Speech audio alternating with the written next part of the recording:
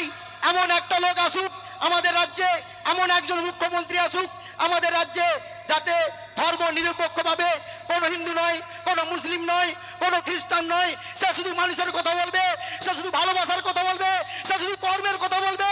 কি করে আমরা নিজের পায়ে দাঁড়াবো, কি করে আমাদের ছেলেমেয়েরা ভালো থাকবে, সেই চেষ্টা করব।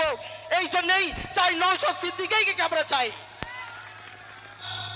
তুমি কীর্তন করে খাও, তুমি সব করো না। আমার না, আমি বাঁচলে হবে না।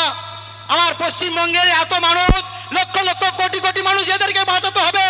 অতএব নওশাদ সিদ্দিকীর হাতকে শক্ত করতে হবে।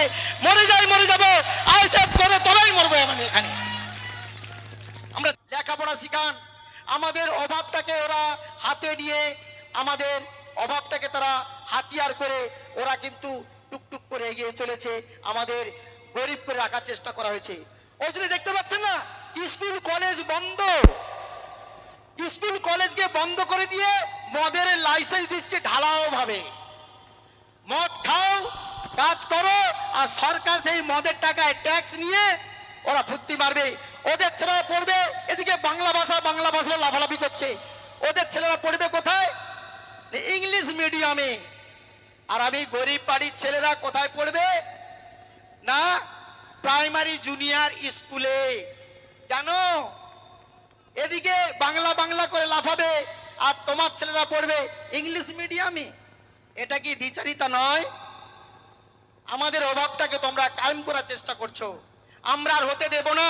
আমরা চাই এমন একটা লোক আসুক আমাদের রাজ্যে, এমন একজন মুখ্যমন্ত্রী আসুক আমাদের রাজ্যে, যাতে ধর্ম নিরপেক্ষভাবে কোনো হিন্দু নয়, কোনো মুসলিম নয়, কোনো খ্রিস্টান নয়, সে শুধু মানুষের কথা বলবে, সে শুধু ভালোবাসার কথা বলবে, সে শুধু কর্মের কথা বলবে। কি করে আমরা নিজের পায়ে দাঁড়াবো, কি করে আমাদের ছেলেমেয়েরা ভালো থাকবে, সেই চেষ্টা করব। এই জন্যই চাই নওশাদ সিদ্দিকীকে আমরা চাই। শুধু তোতা পশ্চিমবঙ্গ নয়, তোতা ভারতবর্ষ গোটা আমরা চাই এমন ভাবে মানুষ, এমন ধরনের মানুষ চাই। আমরা সত্যের প্রতিষ্ঠা করতে চাই। আমরা আশেপাশে যারা কর্মী রয়েছি, এত সহজে কিন্তু এতদূর আমি আসতে পারিনি, বা আমার কর্মীরা আসতে পারেনি। ভোটের পরে সে ভয়ঙ্কর রূপ, কেউ বাড়িতে থাকতে পারেনি। প্রত্যেকটা মানুষকে মারা হয়েছে। সন্ধ্যার সময় করে এক একজন মানুষকে দড়ি বেঁধে তাদের জরিমানা করা হয়েছে। ভাবতে পারবে না, কান্না পেয়ে যায়। এ কি? আমাদের বাড়িতে এসেছিল, বলছে বৈরিকি সাহেব এই নাও সাদা কাপড়, আমার স্ত্রীকে দিয়ে ধরে দিয়ে চলে গেছে। ধরোয়ারি কম্পমান আমার স্ত্রী, তুমি যেও না, তুমি ও কাজে যেও না, তোমার কি দরকার? তুমি কীর্তন করে খাও, তুমি সব করো না। আমার না, আমি বাঁচলে হবে না। আমার পশ্চিমবঙ্গের এত মানুষ, লক্ষ লক্ষ কোটি কোটি মানুষ, এদেরকে বাঁচাতে হবে। অতএব নওশাদ সিদ্দিকীর হাতকে শক্ত করতে হবে। মরে যাই মরে যাবো, আইএসএফ করে তবেই মরবো। মানে এখানে আমরা চাই, আমি যদি হিন্দু মানুষ হয়ে, আমি যদি একটা মুসলিম ভাইকে যদি আপন করতে পারি, এখানে হিন্দু মুসলিমরা আপন করতে পারবেন না? পারা উচিত। কেন পারবো না? আপনি দেখবেন অনেক তৃণমূল এরিয়াতে চলে যাবেন, যদি আপনি বলেন যে আপনি আইএসএফ করেন, তারাও কিন্তু 7-5 ভাববে বর্তমানে এই আইএসএফ করে মানে সত্যের প্রতিষ্ঠা করা লোক, এরা সত্যের পূজারী।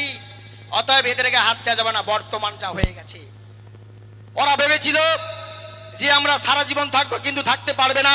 পরপর বাঁধ ভেঙে আমাদের দিকে দল ভারী হচ্ছে। তৃণমূলের একাংশ, কেন তৃণমূলের আর কিছুই নেই, ঢোল খালি করে দিয়েছে, সব লোক আমাদের হয়ে গেছে, এটা ভেবে থাকবেন। অতএব সামনের বিধানসভায় আমরা তা দেখিয়ে দেব। আমি আর বেশি কিছু বলবো না, একটাই কথা বলবো, আমার ভাইজান আসবে। অতএব আপনারা সবাই এক হতে শিখুন। আমরা সবাই ঘুমিয়ে রয়েছেন।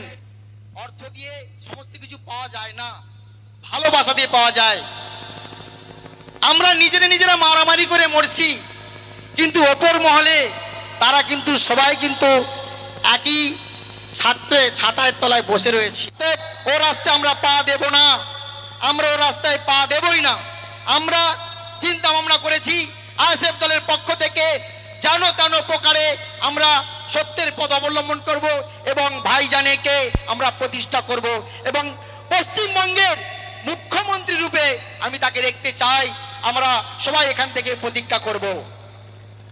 আপনি বলতে পারেন মমতা বন্দ্যোপাধ্যায় তিনি একজন ভদ্র মহিলা, তিনি মা বোনেদের কি বলেছে জানেন?